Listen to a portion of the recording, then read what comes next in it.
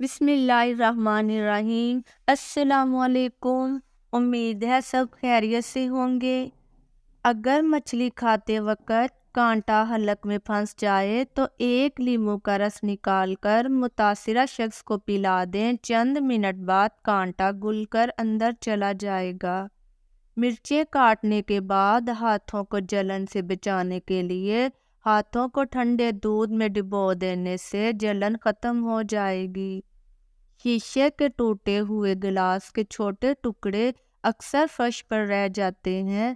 ان کو اچھی طرح سے صاف کرنے کے لیے گوندا ہوا آٹا استعمال کریں۔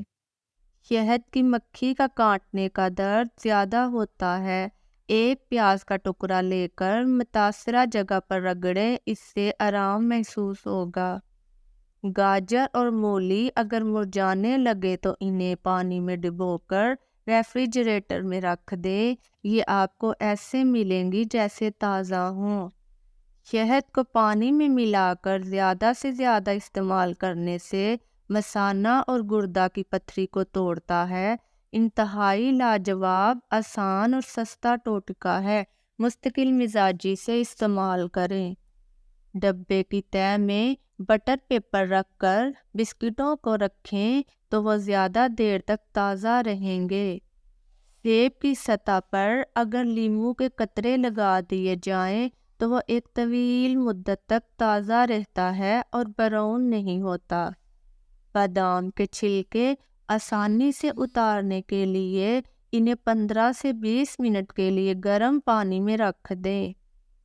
سونے سے پہلے لیموں چاٹ لو، نیند اچھی آئے گی۔ نہاتے وقت سیب کھاؤ، ڈپریشن کم ہو جائے گا۔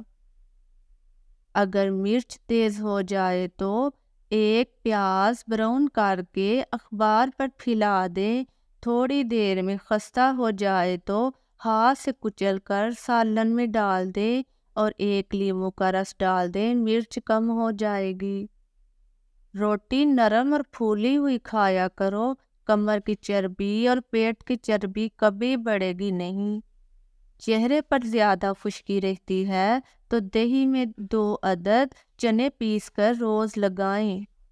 سرکہ کے 6 قطرے سلاد میں ڈالنے سے سلاد کے پتے زیادہ دیر تک تازہ رہتے ہیں۔